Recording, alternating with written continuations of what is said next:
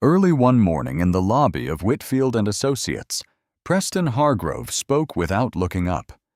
"Who let this roach in?" Somebody called the front desk. The trash took the wrong elevator. 14 people heard every word. Malik Ellison held steady. "I'm Malik Ellison, your new finance intern." Preston's head snapped up.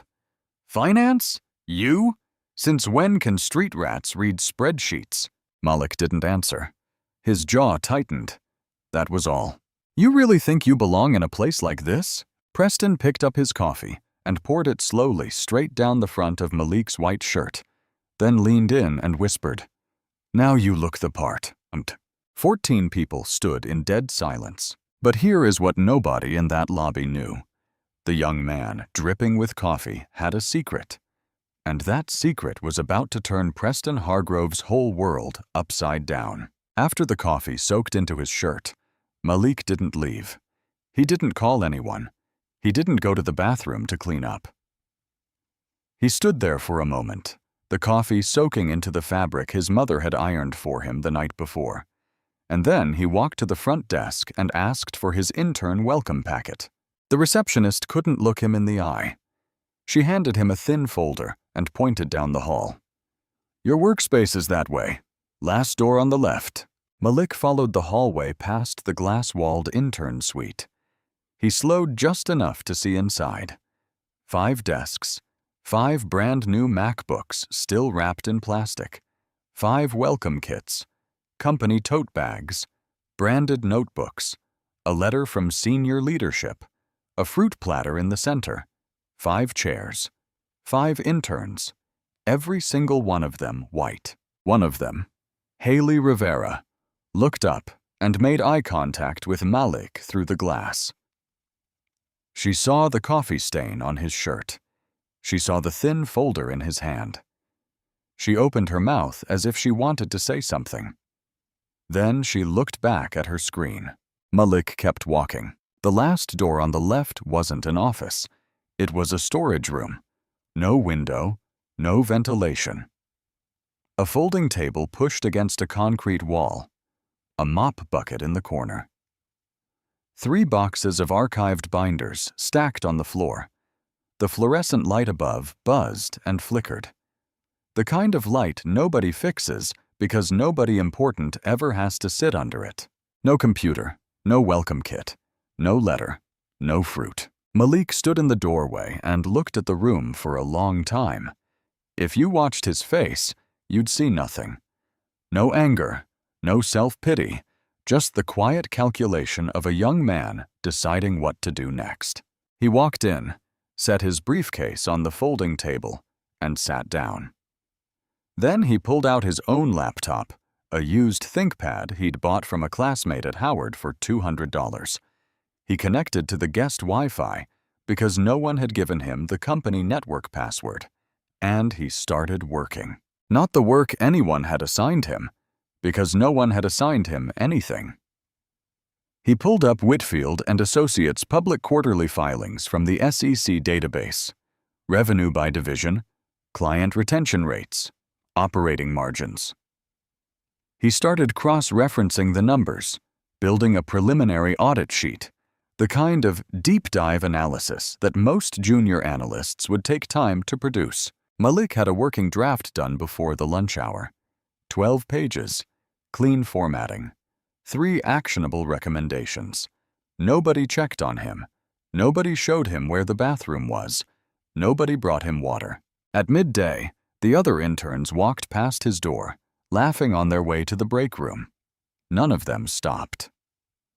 Malik ate a sandwich from a brown paper bag alone in the storage room. On his first day at the company his father built. Later, his phone buzzed. He picked it up. For the first time since that morning, his face changed. A small, private smile. The kind of smile that has nothing to do with where you are and everything to do with who loves you. He typed back, "Landed fine. First day. Love you, Dad." Then he set the phone face down and went back to work. That text went to a contact saved simply as Dad.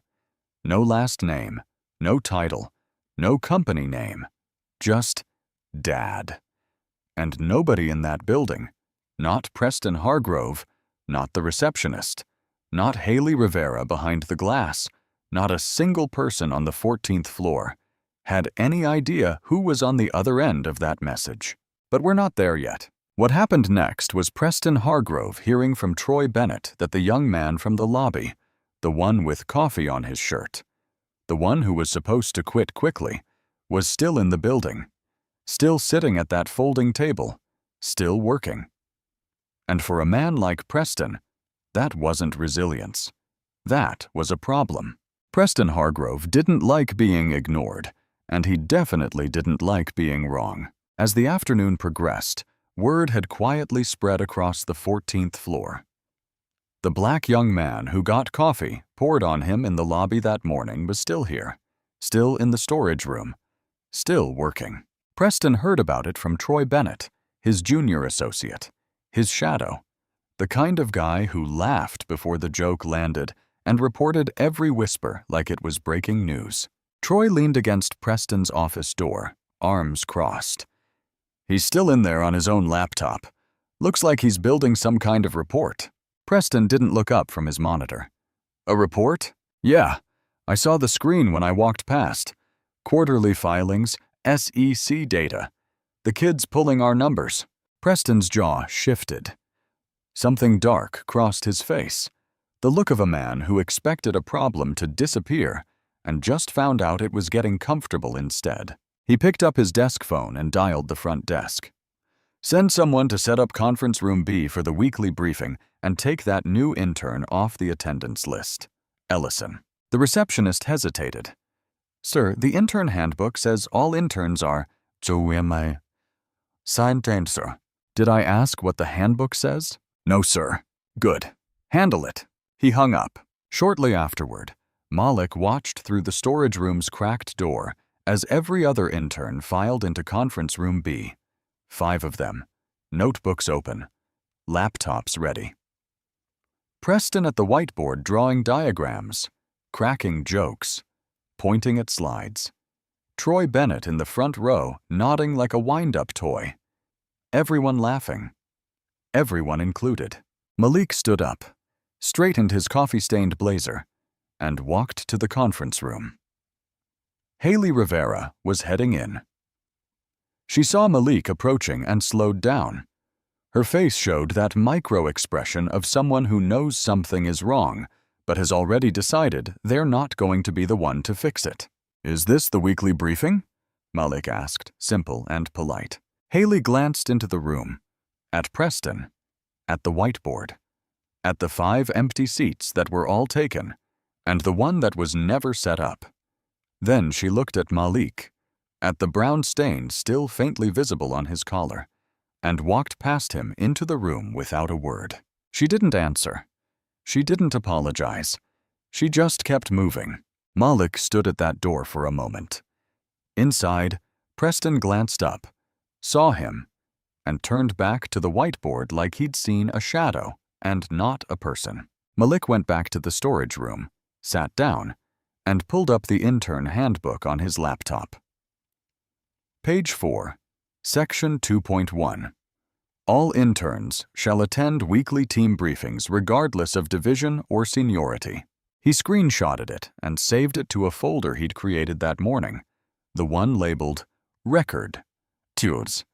That folder now had 3 items in it: the handbook screenshot, a photo of his storage room workspace, and a time-stamped selfie of the coffee stain on his shirt from that morning. Nobody knew that folder existed, but it would matter. By the end of the day, Malik had finished his preliminary audit. 12 pages, revenue breakdown by division over 3 quarters, client retention analysis, operating margin trends. 3 specific recommendations for cost reduction that even a senior analyst would have taken time to develop. He formatted it cleanly, wrote a professional email. Subject line: Preliminary Q3 Data Review. Malik Ellison, Finance Intern. He attached the PDF and sent it directly to Preston Hargrove, his assigned supervisor. Preston opened the email. He read the first page, then the second. His face changed, not because the work was bad, but because the work was good. Very good. The kind of good that makes a man like Preston uncomfortable because it contradicts every assumption he'd made about the person who produced it. He closed the PDF, clicked Reply All, and copied the entire department. 46 people. Team. Friendly reminder that interns are not to send unsolicited reports to senior leadership. If I need something from you, I'll assign it. Let's keep the inbox clean and professional. P.H. 46 people read that email. 46 people understood exactly who it was aimed at. Not one replied. Malik's laptop dinged. He opened the notification, read the email, read it again. His face didn't move. His hands didn't shake. But if you watched closely, really closely, you'd see his left thumb press hard into the edge of the folding table, pressing until the nail turned white, pressing until it hurt. He closed the laptop slowly and sat in the storage room with nothing but the buzz of the fluorescent light and the sound of people packing up to go home on the other side of the wall. For the first time, a voice in his head, quiet, tired, honest, asked the question. Just call Dad. One phone call, and all of this goes away. Every bit of it tonight. He picked up his phone, opened the contact, stared at the name. Then he put it down, exhaled, and whispered to himself, barely audible, not yet. The next morning, Malik showed up in a clean white shirt. He'd hand-washed the stained one in his apartment sink late the night before, hung it over the shower rod, and ironed the replacement before sunrise. Same navy blazer, same briefcase, same face. The one that gives you nothing unless you earn it. Preston was in performance mode. 3 executives from a Fortune 500 partner company were on the floor for a client walkthrough. This was Preston's show. Big handshakes, big energy, walking the clients through the office like he'd built the place himself. Malik was at the coffee station refilling his water bottle, staying invisible, staying out of the way, doing exactly what 2 days in this building had taught him to do. Then Preston rounded the corner with the clients, 5 associates trailing behind, Troy Bennett at his shoulder, 11 people total. Preston saw Malik, and something shifted behind his eyes. Not anger, something colder. Opportunity. Hey, Ellison. Perfect timing.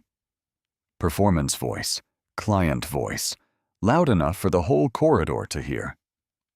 Run downstairs, grab my dry cleaning from the front desk, then swing by Giordano's on Clark Street. Lunch order under Hargrove. You know where Clark Street is, right? Or is that too complicated? The client stiffened. The associates looked at the floor. Troy smirked. Malik set his water bottle down. Steady. Mr. Hargrove, I'm an intern in the finance division. I'm happy to help with any project-related. Project-related? Preston cut him off. He turned to the clients with a showman's grin. You hear this? Kid's been here 2 days and he's giving me job descriptions. Polite laughter from one client. Uncomfortable silence from the other 2. Preston stepped closer, close enough for Malik to smell the espresso on his breath. His voice dropped, but not enough. Everyone in that circle heard every word. Let me make this real simple for you, Ellison. I decide what you do here. I decide what you are here. And right now... He reached across the counter, picked up a coffee cup. Hot, full, still steaming. He didn't throw it this time. That would be too obvious with clients watching. Instead, worse, he placed it into Malik's hand. Slowly, deliberately, wrapping Malik's fingers around the cup one by one, like he was teaching a child how to hold something. Your job today is to hold my coffee, carry my bags, and keep your mouth shut. Think you can manage that? Or do I need to use smaller words? Troy Bennett laughed, a short, sharp bark. The hallway was silent. Brenda Ellis stood 10 feet away, manila folder in a death grip, knuckles bone white. She'd seen this exact scene before. Different name, different year, same man, same corridor. And every time she'd done the exact same thing. Nothing. Malik looked down at the cup, steam rising between his fingers, Preston's handprint still on the lid. 11 people watching, not one speaking. He held it for 3 full seconds. Then slowly, steadily, without a tremor, he set the cup on the counter. Didn't slam it, didn't spill it. Just placed it down the way you'd place down something that didn't belong to you, and never did. He looked Preston in the eye, said nothing, turned around, and walked back to the storage room. The door closed behind him quietly. Preston shrugged at the clients. Kids these days, no initiative. He laughed. The clients didn't. Brenda watched the storage room door close. She looked at the coffee cup sitting on the counter. She looked at her own hands, still gripping the folder, still shaking. In her office, on her desk, sat the welcome kit she'd been carrying for 2 days, the one Malik never received. She'd walked past his door 6 times. 6. And every time she told herself, tomorrow I'll say something. Tomorrow. This time, she didn't walk past. She picked up the kit, walked to the storage room, and set it on the floor outside his door, gently. Then she turned and walked away without a word. She didn't knock. She didn't speak. She'd been under Preston Hargrove for years. She knew what happened to people who spoke up. The transfers, the bad reviews, the whisper campaigns. She'd watched it happen to 3 people. She wasn't brave enough to be the 4th. But standing in that hallway, watching a 22-year-old sit alone in a storage room with a stained collar and a folder full of evidence nobody asked for, she felt something she hadn't felt in years. Shame. Not for Malik, for herself. That feeling would keep her awake that night. And the next afternoon, in a glass-walled conference room in front of the entire floor, it would finally make her open her mouth. Later that morning, Malik made a decision. He wasn't going to sit in that storage room and wait for things to get better. He'd seen enough to know they wouldn't, not by themselves, not in a building where a man could pour coffee on an intern and 46 people could read about it in an email chain without a single reply. He took the elevator down to the 12th floor, Human Resources. Carlton Hayes' office was at the end of the hall. Glass nameplate on the door, framed degrees on the wall. Howard University, Georgetown Law. A family photo on the corner of his desk. A coffee mug that said, World's Best Grandpa. Carlton was in his 50s, black, with many years in corporate HR. He'd survived multiple restructurings, mergers, and a CEO transition. He knew how buildings like this one worked, not because he'd read about it, but because he'd lived it. Every hallway, every closed door, every conversation that started with, off the record. His door was always open. That was the policy. In practice, the door was open so people could walk in, and Carlton could decide how much of what they said would ever leave the room. Malik sat down across from him, and for the first time since walking into Whitfield and Associates, he told someone everything. Not with emotion, not with anger, with facts. The roach comment in the lobby. The coffee poured on his shirt in front of 14 people. The storage room with the mop bucket and the flickering light. The intern suite 20 feet away with MacBooks and welcome kits for everyone except him. The weekly briefing he was barred from attending in violation of the Intern Handbook Section 2.1. The reply-all email that humiliated him in front of 46 colleagues. The dry cleaning demand in front of clients. The cup placed in his hand. The words, "Hold my coffee and shut your mouth." He laid it out the way he'd laid out his quarterly audit. Clean, structured, undeniable. Carlton listened. He wrote notes on a yellow legal pad. He didn't interrupt. His pen moved slowly, carefully, like a man who understood the weight of what he was writing down. When Malik finished, Carlton set the pen down, leaned back, and let out a long, slow breath through his nose. "Malik, I hear you. What you're describing is serious, and I want you to know that I take it seriously." "Thank you, sir. Give me a couple of days. I'll look into this. I'll follow up with you personally." Malik stood and extended his hand. Carlton shook it firmly with both hands, the way an older man grips a younger man's hand when he's making a promise he already knows he can't keep. Malik walked out. The door closed behind him. Carlton sat motionless for a moment, staring at the legal pad. Malik's words in his own handwriting. Every incident, every witness, every location. Then he picked up his phone.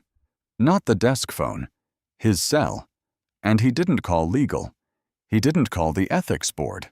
He didn't call the anonymous hotline that was supposed to exist but had been under review for some time.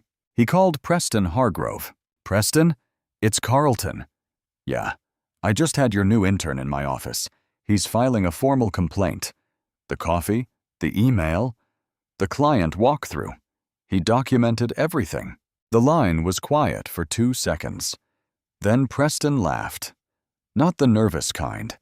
The kind a man laughs when he's been sitting at the top of the food chain so long he's forgotten what a threat even feels like. "Carlton, buddy, you're going to take the word of a kid who's been here a couple of days over mine? Over me? I built half the client list in this firm. I sit on the leadership review board. You know, the one that approves your department's budget every quarter." A pause. "You really want to go down this road?" Carlton stared at the legal pad, at Malik's words, at his own handwriting.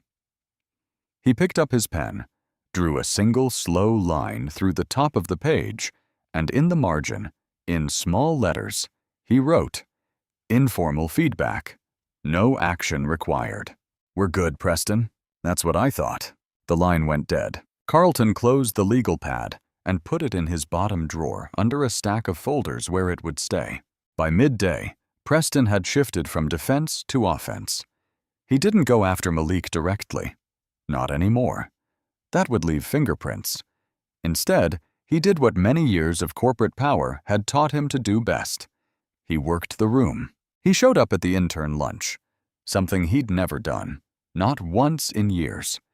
He bought everyone coffee, told jokes, asked about their weekends, their schools, their hometowns, made them feel seen, made them feel chosen. And somewhere between the laughter and the lattes, he slipped in the poison. "Listen, I don't like talking about people behind their backs, but the Ellison kid, there's something off."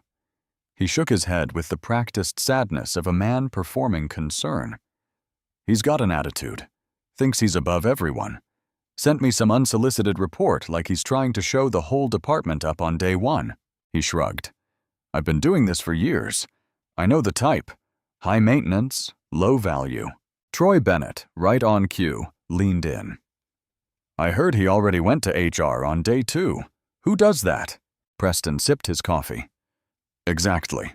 Not a team player. My advice, keep your distance. Don't get involved." By early afternoon, the transformation was complete. The other interns stopped looking Malik in the eye. Conversations died when he walked into the break room. Haley Rivera, the one who had frozen at the conference room door, the one who had looked at his coffee-stained collar through the glass and said nothing, now crossed to the opposite side of the hallway when she saw him coming. The herd had been turned, every single one of them. That afternoon, Preston made it official. He reassigned the one project Malik had been tentatively looped into, a client data comparison, and gave it to Troy. Then he called facilities and had Malik's folding table moved, not to a better spot, to a worse one, past the storage room, past the copy machines, into a dead-end corner next to the service elevator, behind a wall of old filing cabinets. The kind of place where you put things you don't want anyone to see. At midday, Malik sat in that corner alone, brown paper bag, sandwich, No one within earshot. The service elevator hummed behind him. On the other side of the floor, through 2 hallways and a set of fire doors, he could hear people laughing. Living a version of this job that he was supposed to have. He took out his phone, opened contacts, scrolled to Dad. His thumb hovered over the green button. 1 second. 3, 5, 7. He could see the call screen in his mind. 1 ring. 2. His father's voice. Warm, deep. The voice that had read him bedtime stories and taught him to tie a tie and told him the night before he started this internship, "You're going to do great, son. I'm already proud." 1 phone call, 30 seconds. And all of this, the storage room, the coffee, the silence, the filing cabinets, all of it would be over that night. He put the phone back in his pocket. Now, while Malik was sitting by that service elevator, something was happening on the other end of the 14th floor that nobody was paying attention to. The corner office, the big one with floor-to-ceiling windows, the one that had been dark and locked for several weeks while its occupant traveled through London, Frankfurt, and Singapore, that office was being opened. The executive assistant had been there since early morning. Fresh flowers on the credenza, new pens lined up on the leather desk pad, a crystal glass and a bottle of water. The kind of preparation you do when someone important is coming home. And on that desk, right next to the lamp, angled so it would be the first thing he'd see when he sat down, was a framed photograph. A tall black man with silver temples, arm around a teenage boy in a Howard University t-shirt. Both of them laughing. The kind of laugh that only happens between a father and a son who actually like each other. The nameplate on the door read, Nathaniel Ellison, founder and CEO. But that's a detail we'll come back to. That afternoon, a black town car pulled up to the front entrance of Whitfield and Associates. The driver stepped out first, opened the rear door, and a tall man in a charcoal suit emerged onto the sidewalk. Nathaniel Ellison, in his late 50s, silver temples, posture like a man who had built something from nothing and never forgot what nothing felt like. Founder and CEO of Whitfield and Associates, the firm he'd named after his late mother's maiden name because she'd cleaned office buildings for 30 years so he could go to college. He hadn't been in this building for several weeks. Overseas expansion in London, Frankfurt, Singapore. But today, no announcement, no email, no warning. He was back. The lobby receptionist saw him first. Her eyes went wide. She reached for the phone to alert the 14th floor, but Nathaniel held up a hand and shook his head gently. "No need. I'll find my way." He stepped into the elevator and pressed 14. Word travels fast in a corporate building. By the time Nathaniel stepped off the elevator, the floor was already buzzing. People straightened their ties, closed their personal tabs, stood a little taller. Preston Hargrove was the first senior leader to reach him. Big smile, big handshake, the full performance. "Nathaniel, welcome back. Didn't know you were coming in today. The floor looks great. The client pipeline is strong. And the new intern class, best group we've had in years." Nathaniel shook his hand, warm but measured. "Good to hear, Preston. I've been away too long. I want to walk the floor. Meet the new faces." "Absolutely. Let me take you to the intern suite."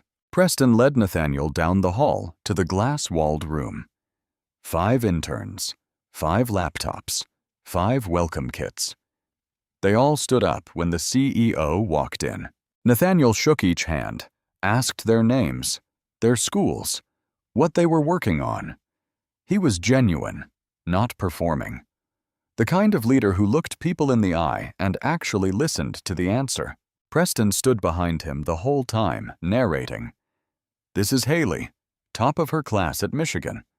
And Troy here has been a rock star, already contributing to client deliverables." Troy beamed. Preston beamed. The room beamed. Nathaniel smiled and nodded. Then he paused. He looked around the room and counted. Preston, I saw 6 names on the intake list. There are 5 people in this room. The temperature in that glass suite dropped. Preston didn't miss a beat. Oh, the last one's around here somewhere. Still getting oriented, I think. New kid taking some time to adjust. Nathaniel's expression didn't change, but something behind his eyes shifted. The way a man's face changes when he hears something that doesn't add up and decides to find out why. Where is he? I'm sure he's around. Why don't we head to the West Lounge? The clients from... Nathaniel's voice was still warm, but it wasn't a suggestion anymore. Where is the 6th intern? Preston swallowed. I think he might be near the back, the east corridor. We had a space issue, so we set up a temporary... Nathaniel was already walking. He moved past the conference rooms, past the break room, past the glass walls, and the bright lights and the open floor plan where everyone could see everyone, into the back hallway, the one with no windows, the one that smelled like industrial cleaner and recycled air. Preston followed 3 steps behind, talking faster now. Nathaniel, seriously, the clients are waiting. This can wait until... Nathaniel rounded the corner and stopped, there, next to the service elevator, behind a wall of filing cabinets. At a folding table with a flickering fluorescent light above it sat Malik Ellison, alone, working on his used laptop. A brown paper bag crumpled beside him. No welcome kit, no company equipment, no human being within 30 feet. Malik looked up. Nathaniel looked at him. The hallway went completely still. Preston stopped talking. Troy Bennett, who had followed out of curiosity, froze in place. Brenda Ellis, who had been trailing at a distance the way she'd been trailing this entire situation, stood at the far end of the corridor, holding her breath. Nathaniel Ellison crossed the hallway. His steps were slow, deliberate. His eyes never left Malik's face. When he reached the folding table, he didn't look at the storage room. He didn't look at the filing cabinets or the service elevator or the flickering light. He looked at his son, and then he opened his arms and said loud enough for every single person in that corridor to hear, "Malik, son, stand up and let me look at you." Malik stood, and for the first time in 2 days, his composure cracked, not into tears, into relief. The kind of relief that floods your chest when someone finally sees you after you've been invisible for so long. They embraced. Not a corporate handshake, not a performative pat on the back. A father pulling his son into his arms. A son gripping his father's jacket like he was 12 years old again. Nathaniel held him for a long moment, then pulled back, hands on Malik's shoulders, and looked at his face. Really? You okay? Malik nodded. I'm okay, Dad. Preston Hargrove's face had gone white. Not embarrassed white. Not uncomfortable white. The kind of white that happens when a man realizes in a single irreversible second that the ground beneath his entire career has just disappeared. He opened his mouth, closed it, opened it again. Nathaniel, I had no idea he was... Nathaniel didn't turn around. Not yet. He was still looking at his son, still holding his shoulders, still reading the 2 days of silence and humiliation written across Malik's face. Then slowly, Nathaniel turned. He looked at the folding table, the mop bucket in the corner, the storage room with no window, the service elevator, the filing cabinets that had been arranged to block Malik from view. He looked at all of it the way a man looks at a crime scene. Then he looked at Preston. Why is my intern sitting next to a freight elevator? Preston's mouth moved, but the words came out broken. There was a space issue. It was temporary. Nathaniel, I was just about to... Preston. One word.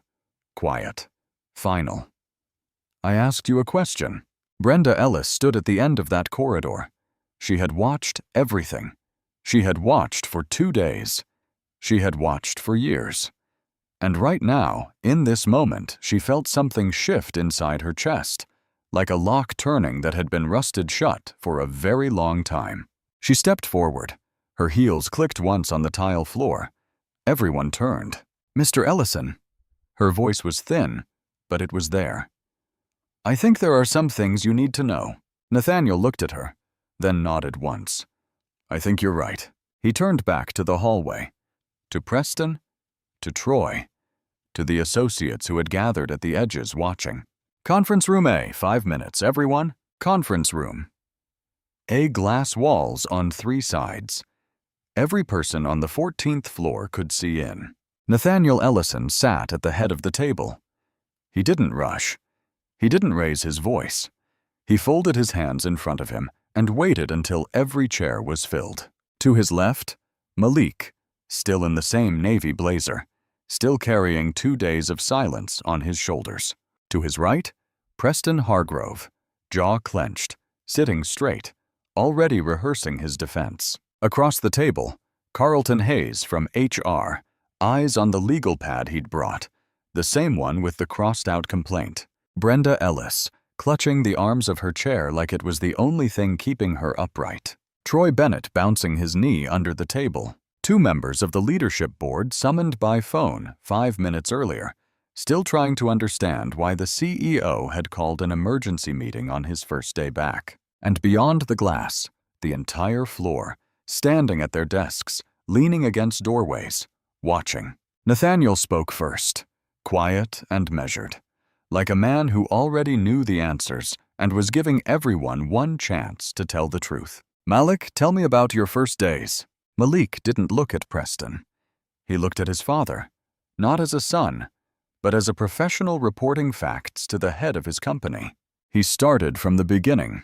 The lobby, the roach comment, the coffee poured on his shirt, the storage room, the meeting he was excluded from, the reply-all email that humiliated him in front of 46 people, the dry cleaning demand, the cup placed in his hand in front of 3 clients, the corner by the service elevator.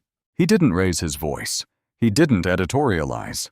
He just laid it down piece by piece, like evidence on a table. When he finished, the room was so quiet you could hear the air conditioning.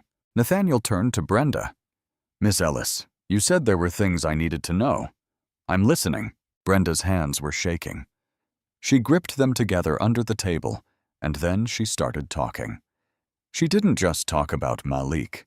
She talked about the last several years. The junior analyst who transferred out after Preston called her a diversity hire in a team meeting. The account manager who filed a complaint and found himself on a performance improvement plan 2 weeks later. The intern 3 summers ago who quit on day 4 and never told anyone why. "It's a pattern, Mr. Ellison." Her voice cracked, but she didn't stop. "It's been happening for years and we all knew. Every single person on this floor knew. We didn't say anything because we were afraid." Nathaniel let her words sit. Then he turned to Carlton. "Carlton, did Malik file a complaint with your office?" Carlton looked like a man standing at the edge of a cliff. He opened the legal pad.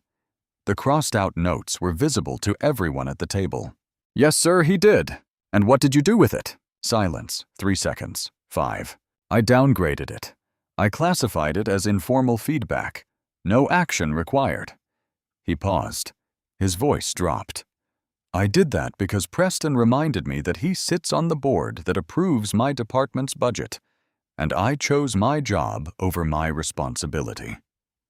He looked at Malik. "I failed you. I'm sorry." Nathaniel nodded, not in forgiveness, in acknowledgement. Then he turned to Troy. "Mr. Bennett, when Mr. Hargrove placed a coffee cup in my son's hand and told him to, what was it? Shut his mouth. Were you standing there?" Troy's knee stopped bouncing. Yeah, I was there, but I didn't." "Did you laugh?" Troy opened his mouth. Nothing came out. His face answered for him. Nathaniel turned to Preston. The room held its breath. Preston was already leaning forward, ready to talk, ready to explain, ready to perform the way he'd performed for years. Nathaniel, listen. This has been blown completely out of proportion. The kid is oversensitive. I was tough on him, sure, but that's how we build. Preston. Nathaniel's voice didn't rise. It lowered. And somehow that was worse. I built this firm on one principle. Every person who walks through that door gets treated with dignity. Not because of who their father is, not because of what they look like, because they showed up, because they earned their seat, and because it is our job to develop them, not destroy them. He leaned forward. You didn't just disrespect my son. You disrespected every person in this building who has ever been too afraid to speak up because of you. And that ends today. Nathaniel stood. The room stood with him. Preston Hargrove, you are terminated. Effective immediately. Security will escort you out. Your severance is contingent on a signed non-retaliation agreement. If you contact any employee of this firm outside of legal channels, the agreement is void. Preston's mouth fell open. You can't. I just did. Nathaniel turned to Troy. Mr. Bennett, 90-day probation, mandatory bias, and professional conduct training. One more incident, and you follow him out. Troy stared at the table and said nothing. Mr. Hayes, you are formally reprimanded. Every HR complaint filed in the past 3 years will be audited by an external firm. You keep your position conditionally because you told the truth in this room today. Don't make me regret that. Carlton nodded. Yes, sir. Nathaniel looked at Brenda. His voice changed. Softer. Warmer. Miss Ellis, what you did today took more courage than most people find in a career. I'm forming an internal ethics review committee. I'd like you to lead it if you're willing. Brenda's eyes filled. She nodded.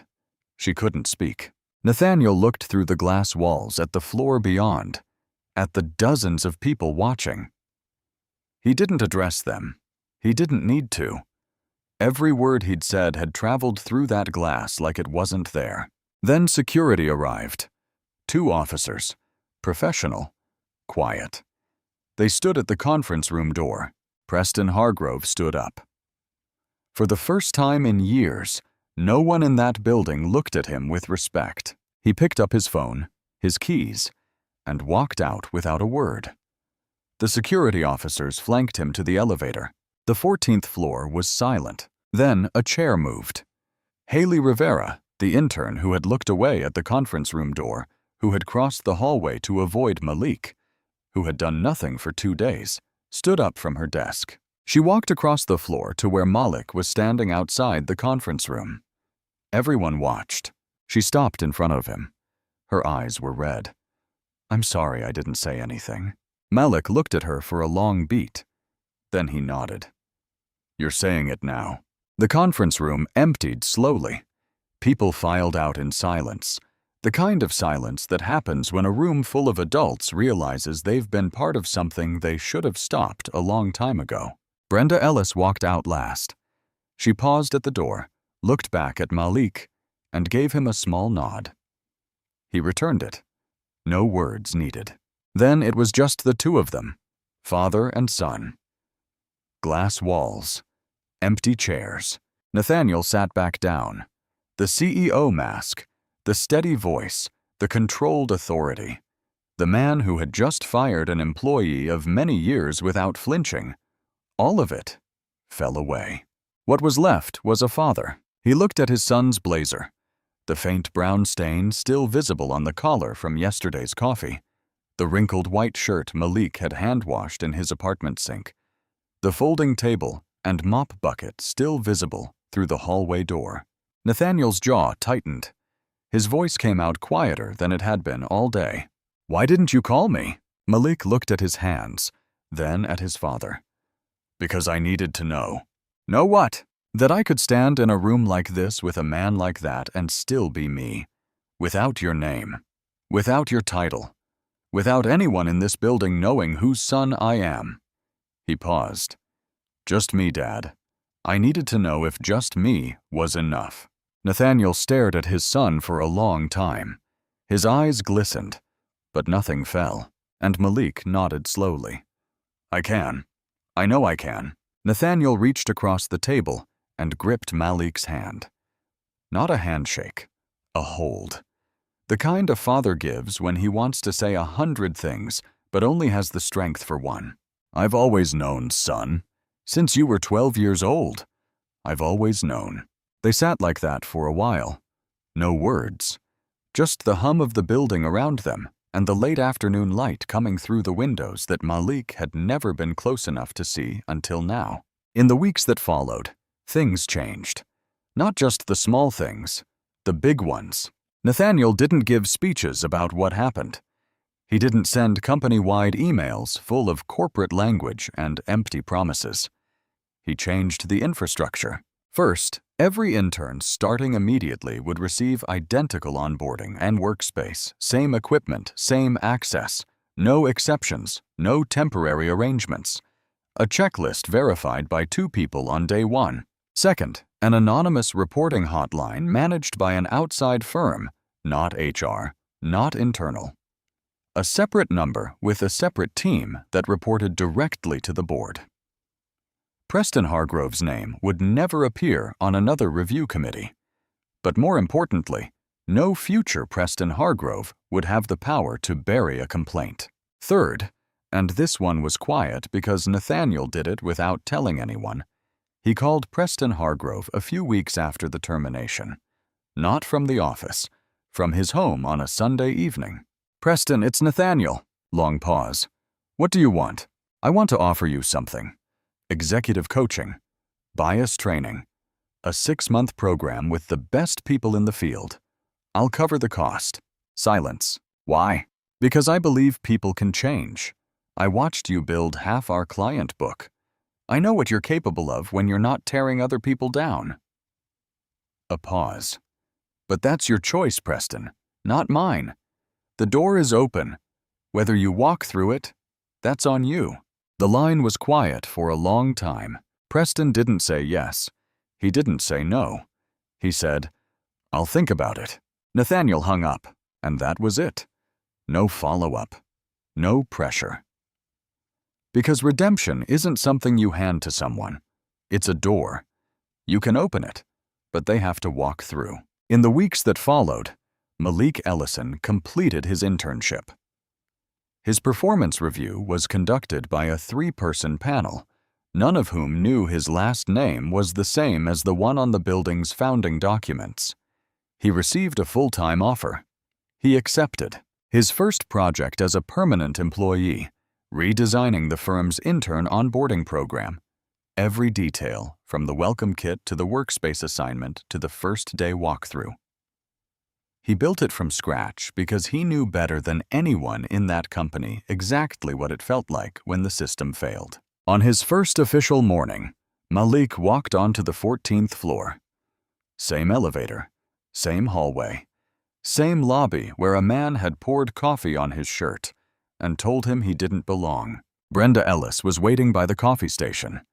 She smiled and held out a cup. Welcome back, Malik.